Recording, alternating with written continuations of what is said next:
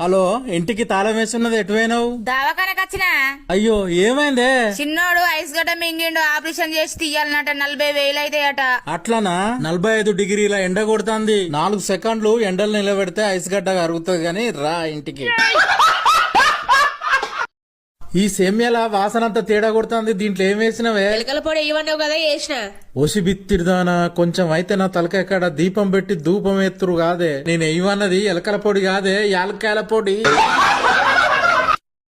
ఎట్సల్ మా నువ్వు తుడుస్తున్నావు, పని ఆవిడ వస్తుందిగా. అందుకే తుడుస్తున్నానండి. ఆవిడకి హెల్ప్ చేస్తున్నావా? కాదండి, తను వచ్చేటప్పటికి ఇల్లు అసంగా ఉంటే తిడతాది. అరే ఏం చేసుడే, మావ తప్పిపోయి 4 రోజులు అవుతుంది. ఏదన్నా ప్రకటన ఇద్దామంటే నా దగ్గర మావ ఫోటో ఒక్కట్లేదా. ఎట్లనే? పోనీ ఒక పని చేద్దామా? ఏంటిది అది? నా ఫోటో ఇచ్చి మా అత్త కనబడతలేదని టీవీలో చెప్పిద్దామా? అబ్బా, నీ అంతా ఇచ్చంతరాల గచ్చ ఏడలేదు. మావ కనబడక నేనేడతాను. ఫ్రీగా టీవీలో కనబడాలని నువ్వు చూస్తానవా? అయ్యో ఏమైంది? కుక్క నా వెనకబడి వచ్చి కరిచింది. కుక్క ఎమ్మడి పడతా అంటే తప్పించుకోకుండా ఏం చేసినావు? అది కుక్కేమో అనుకున్నా, కరిసినాక తెలిసింది అది పిచ్చి కుక్క అని. ఏమైంది అంత డల్ గా ఉన్నావు? షాపింగ్ చేయడానికి షాపింగ్ మాల్కి వెళ్ళానండి. షాపింగ్ చేయలేదా? చాలా షాపింగ్ చేశానండి. మరెందుకు అంత డల్ గా ఉన్నావు?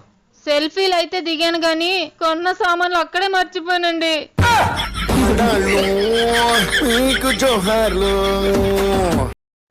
ఏంటి, తొందరగా బండి స్టార్ట్ చేయండి, హాస్పిటల్కి వెళ్ళాలి.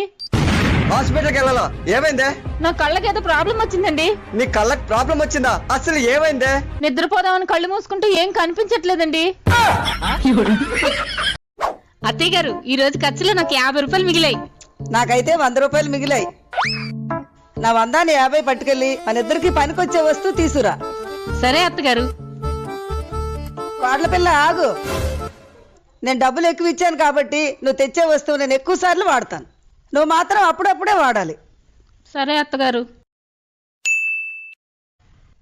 అత్తగారు, మన కోసం మాపింగ్ స్టిక్ తెచ్చాను. మీరు ఎక్కువ డబ్బులు ఇచ్చారు కాబట్టి మీరు రోజు వాడండి. నేను అప్పుడప్పుడే వాడతాను.